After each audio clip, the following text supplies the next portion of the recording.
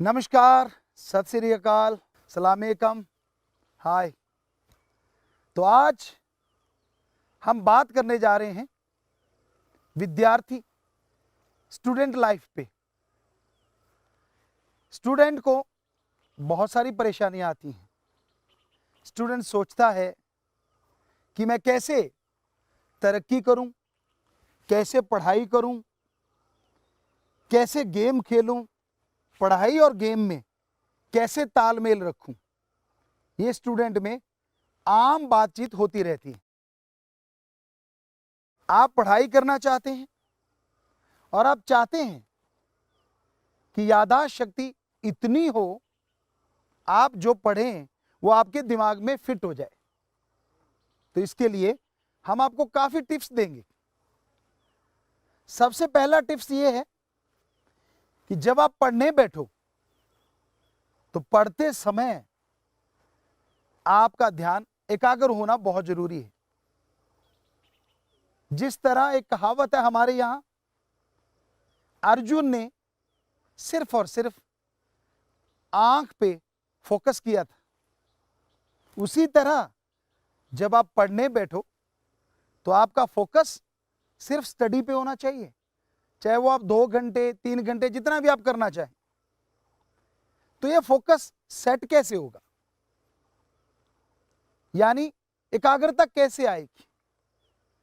पढ़ने से पहले आप सिर्फ 5 मिनट मेथड ऑफ मेडिटेशन कीजिए।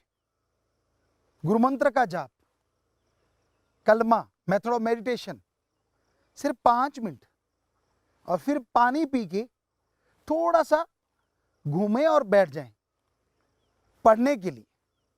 अब जब आप पढ़ने जा रहे हैं तो आप लिख के पढ़ें, या फिर पढ़ते समय एक फार्मूला है आपका या कोई क्वेश्चन है आपका और उसका आंसर है।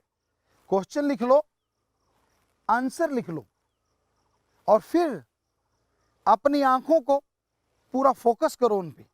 आंखें बंद कर लो, दिमाग में सोचो कि वो आपके आगे एक इमेज बनती है या नहीं तो फिर खोलो, फिर उसको देखो, पूरा फोकस करो, फिर आंखें बंद करो।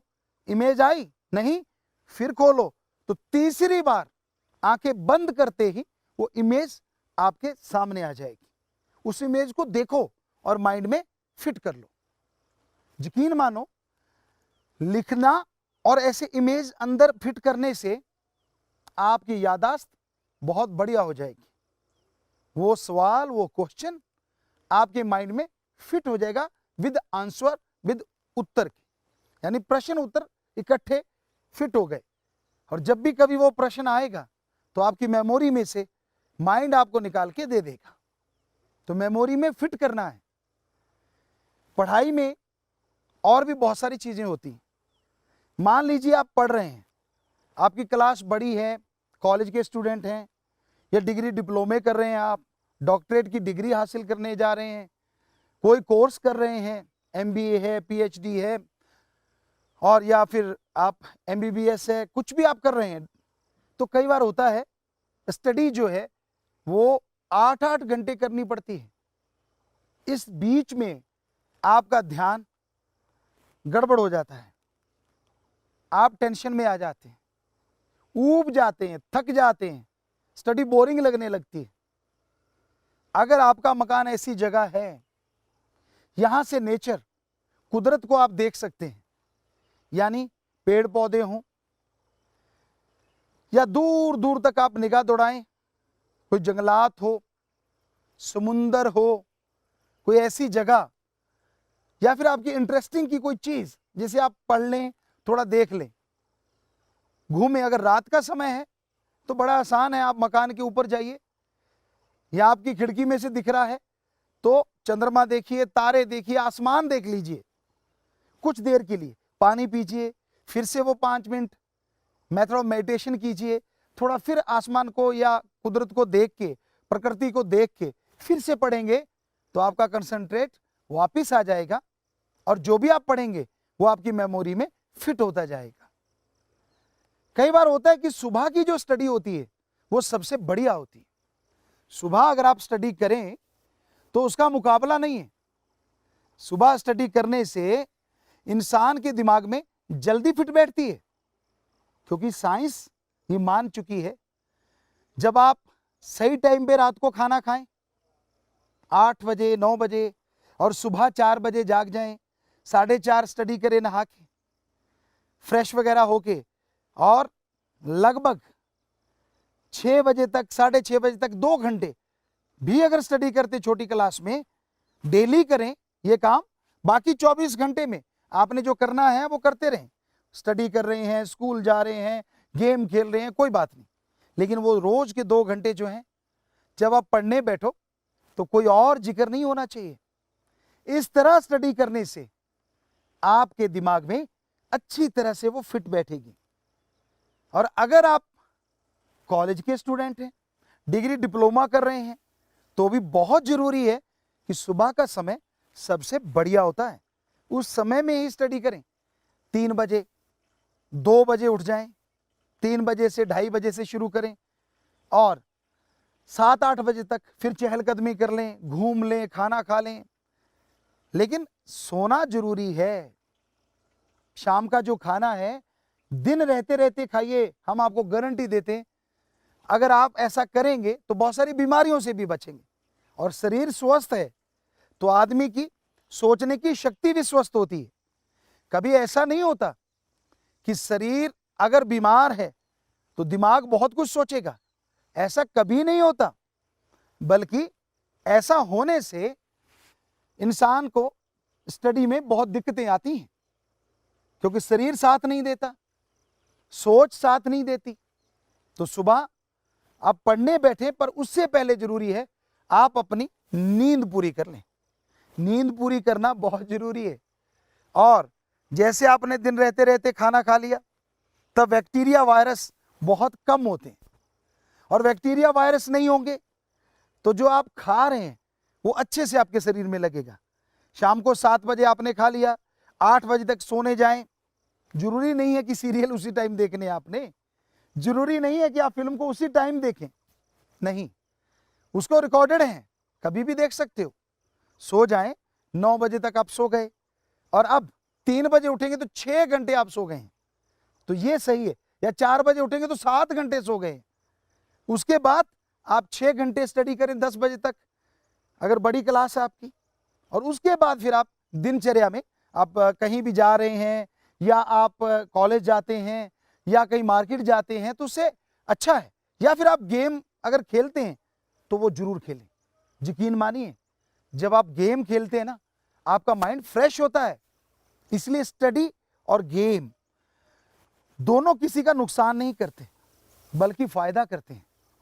जब आप स्टडी कर रहे हैं तो दिमाग फ्रेश है, और जब आप खेल रहे हैं तो बॉडी फ्रेश है, क्योंकि बॉडी की जरूरत है पावरफुल। जब आप गेम खेलेंगे तो माइंड तो साथ देगा ही देगा। तो इसलिए इस तरह से आप गेम और स्टडी का तालमेल बिठाएं। हम खेला करते थे, जब भी पढ़ा करते थे, शुरू से ही 30 नेशनल गेम खेले हैं, रात को खेलना, लेकिन 4-5 घंटे हम सोते थे और हमेशा 2 घंटे स्टडी करते ही करते थे डेली। और पेपरों के टाइम कोई टेंशन नहीं होती थी, पेपर दे रहे होते थे, जब 8th का है 9th का है, कोई भी पेपर हमने इंग्लिश का दे दिया और वहीं खेलना शुरू कर दिया। क्रिकेट खेल रहे हैं, कबड्डी खेल रहे हैं, या फिर कोई नहीं होता बच्चा तो शॉर्ट पुट फेंक रहे हैं, जेवलिन डिस्कस फेंक रहे हैं, तो ये चलता रहता था। लोग बड़े हैरान होते थे कि यार पेपर चल रहे हैं और तेरे को कोई टेंशन नहीं होती। हमने कहा टेंशन किस बात की, जब सारा साल स्टडी की है 2 घंटे डेली, तो लास्ट में कोई अलग से जोर लगाने की जरूरत नहीं, क्योंकि 2 बार रिपीट हो जाता था, 3 बार स्टडी रिपीट हो जाती थी और अच्छे से दिमाग में फिट हो जाती थी। तो इसी तरीके को आप लोग अपनाएं। अगर इसको अपनाएंगे तो यकीनन आप स्टडी के साथ साथ गेमों में भी बहुत तरक्की करेंगे। नेचर का साथ बहुत बढ़िया होता है। ये जो नेचर है, इसको अगर आप अपनी जिंदगी में शामिल कर लें तो आपको स्वस्थ ही नहीं रखेगी, बल्कि आपके माइंड को वो ऊर्जा देगी, आपके माइंड को वो शक्ति देगी जिसके द्वारा आप स्टडी और गेम में बहुत तरक्की कर पाएंगे। तो इस तरह ये स्टडी के टिप्स हैं, पर इसके लिए भोजन भी तो अच्छा होना चाहिए। आप पूछना चाहेंगे एक स्टूडेंट के लिए बढ़िया खाना कौन सा रहता है? बढ़िया खाना वही होता है जिससे आपको तंदुरुस्ती रहे। एक कहावत है, खाएं जो खुद को अच्छा लगे और पहने खुद को भी अच्छा लगे और संसार को भी अच्छा लगे। यह कहावत है। तो खाना वो खाइए जो आपको अच्छा लगता है, लेकिन ये नहीं है कि आप तड़ा हुआ खाते रहें, मसालेदार खाते रहें, कल को आप बीमार हो गए। पर इसका मतलब ये भी नहीं है कि हम आपकी कोई पसंद छुड़वा रहे हैं। स्वस्थ खाना खाना अति जरूरी है, क्योंकि स्वस्थ खाने के बिना बात नहीं बनती। तो स्वस्थ खाने में हमने जो आजमाया, ईश्वर की कृपा से आज भी हम फिट हैं। इसकी वजह है कि हम गौ का, जिसे गौ माता कहें तो गलत नहीं है, क्योंकि वो मां की तरह हमारी संभाल करती हैं। उसका हम दूध पिया करते थे, घी खाया करते थे, हरी सब्जियां बहुत खाते थे, लेकिन गेहूं बहुत कम खाते थे, बहुत कम रोटी। पूरे दिन में अगर कहें तो 3 तोले या 4 तोले आटा, यानी 20 से 40 ग्राम। और इतना हार्ड वर्कर होते थे। लेकिन आप शायद यकीन ना करें, हम रोज का 250 ग्राम से लेके 1 किलो घी खा जाते थे। हम नहीं कहते कि आप हमें फॉलो करो इस चीज में, कहीं लूज मोशन ना लग जाए कल को। तो लेकिन ये स्वस्थ खाना है। दूध पीजिए, गर्मी आ गई तो आप थोड़ा ठंडा दूध ले लें, चिल्ड ना पिए, वो किसी काम का नहीं होता। नॉर्मल बॉडी टेम्परेचर जितना होता है उससे थोड़ा कम ले सकते हैं हम। पर आप कहते हैं आइसक्रीम खानी है तो ले सकते हैं, ऐसा कुछ नहीं है। लेकिन घर में बनाई आइसक्रीम जिसमें कोई केमिकल नहीं होता। दूध लीजिए, उसको उबाल लीजिए, थोड़ा फैट आ जाएगा उसमें, थोड़ी मलाई है, उसी को जमा दीजिए, तो यकीन मानिए वो आइसक्रीम बहुत अच्छी होगी। शुगर फ्री या फिर नेचुरल शुगर जो होती है ब्राउन, थोड़ी वो डाल लीजिए, तो आप जो खाएंगे वो बहुत ही बढ़िया रहेगा। तली हुई चीजों के लिए आप दिन रख सकते हैं। आपको समोसा पसंद है, क्योंकि आजकल के बच्चे ऐसे हैं, डोसा पसंद है, चाउमीन पसंद है, जो भी इस तरह की चीजें हैं आप खाना चाहते हैं, तो उसके लिए एक दिन रख लीजिए, हफ्ते में एक दिन। लेकिन वो किसी जगह पे खाएं, आप खाना मत खाइए तब वो ले लें, ताकि आंतड़ियों को उतना ही जोर लगाना पड़े। हालांकि एक्स्ट्रा लगाना पड़ेगा तली चीजों के लिए, लेकिन आपका स्वाद है, आप इसे छोड़ेंगे नहीं। फिर आप कहेंगे जी हम तो ये नहीं कर सकते, तो हफ्ते में एक दिन ऐसा कर सकते हैं। सीधी चीनी खाना डेंजर होती है। इससे अच्छा है कि आप कोई फ्रूट ले लें, मैंगो ले सकते हैं, बनाना ले सकते हैं। लेकिन अगर सीधा ही आप रसगुल्ला है, गुलाब जामुन है, या फिर चीनी सीधी, तो वो सेहत के लिए बहुत ही डेंजर होती। ज्यादा चीनी और ज्यादा नमक, ऊपर से आप पढ़ रहे हैं, अचानक बीमार पड़ गए, याददाश्त शक्ति कमजोर हो गई तो भी दिक्कत होगी। पर अगर आपने खाना ही है तो आप उसकी कैलोरीज देखिए कितनी ज्यादा होती है, तो उतना आप खाने में कटौती कर दीजिए।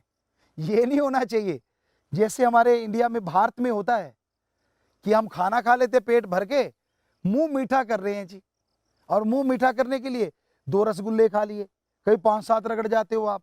और आपको पता है जितना खाना नहीं खाया होगा उससे ज्यादा कैलोरीज आप इसमें खा गए, और फिर पेट नहीं रहता, गुब्बारा बनता चला जाता।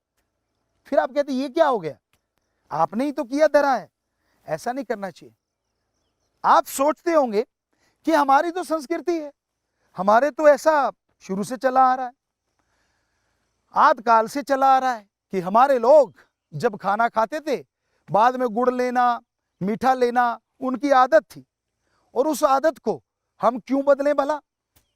पर क्या आप जानते हैं वो आदत कैसे थी?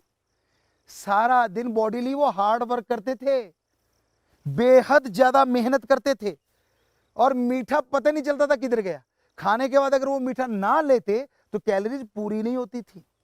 इसलिए हमारे पूर्वज मीठा लिया करते थे। पर आप तो हार्ड वर्क तो करना ही नहीं है, आप तो पढ़ रहे हैं। हाँ, गेम खेल के आए हैं, खाने के बाद अगर वो लेते हैं और कई बार आप पैर से लेके सिर तक गेम खेलते खेलते पसीने से भर गए, तो उस मीठे का कोई हर्ज नहीं। लेकिन मीठा गुड़ के रूप में हो, मीठा आम खा लीजिए, केले ले लीजिए, ये सबसे बेस्ट है सीधी चीनी की बजाय। तो घी शक्कर ले लीजिए, जो हमारी संस्कृति रही है, गजब का होता है उसमें पावर। घी आ गया, शक्कर आ गई। गेम के बाद बूस्ट अप, या फिर केले के साथ शहद ले लीजिए, ये भी देखा गया है, उससे भी बड़ी पावर आती है, थकावट दूर होती है, प्लेयर लिया करते हैं ऐसा। या फिर केले के साथ दूध ले लीजिए, बनाना शेक जिसे कहते हैं, मैंगो शेक ले लीजिए, वो तो आपके पसंद का है। तो उससे क्या होगा, आप जो खेल के आए हैं, आपने जो जोर लगाया है वो भरपाई हो जाएगी, जो आपके स्टडी में भी काम आएगी। क्योंकि थका शरीर, थका मन, थके विचार कभी पार नहीं होते। कहते थका घोड़ा युद्ध में जिताता नहीं, हरा दिया करता है। तो उसी तरह अगर आपका तन बदन थका हुआ है, आपकी सोचने की शक्ति थक गई है, तो आप ना स्टडी कर पाएंगे और ना खेल में ही कुछ कर पाएंगे। तो बहुत जरूरी है कि पहले शरीर का स्वस्थ रहना, नींद पूरी करें।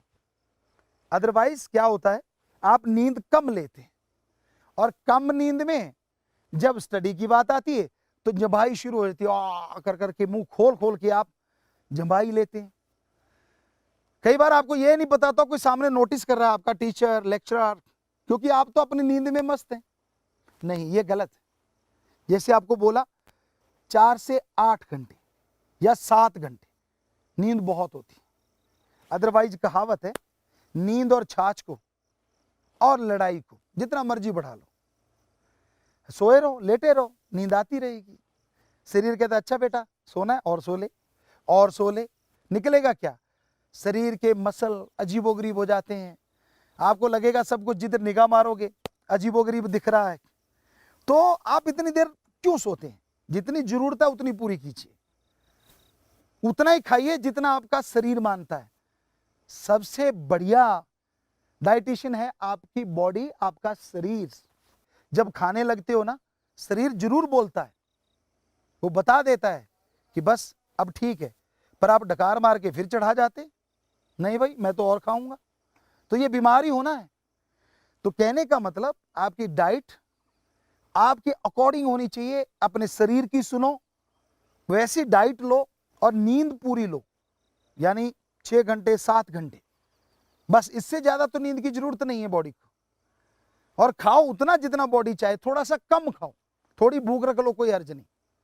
और खाने के बाद पानी कम से कम 40-45 मिनट ना पियो तो अच्छा है, उसके बाद जरूर पियो, वो आपके हाजमे में काम आएगा। तो इससे शरीर तंदुरुस्त होगा, और जब शरीर तंदुरुस्त होता है तो आदमी की सोच तंदुरुस्त हो जाती है। और एक स्टडी करने वाले को यह बहुत जरूरी होता है कि वो तंदुरुस्त रहे, शरीर तंदुरुस्त रहे, क्योंकि गेम भी तो खेलना है और पढ़ना भी जरूरी है, और हमारे समाज को भी तो स्वस्थ बनाना है। क्योंकि समाज स्वस्थ तभी होगा ना जब आप पढ़ रहे होंगे, जब आप गेम्स में बहुत आगे चले जाएंगे। गेम्स इसलिए बोला एक नहीं, कुछ ज्यादा गेम भी होते हैं। तो ये दोनों का तालमेल इस तरह से आप कर सकते हैं। आपका होमवर्क है, आप थोड़ा पढ़ाई के लिए सीरियस जरूर रहें।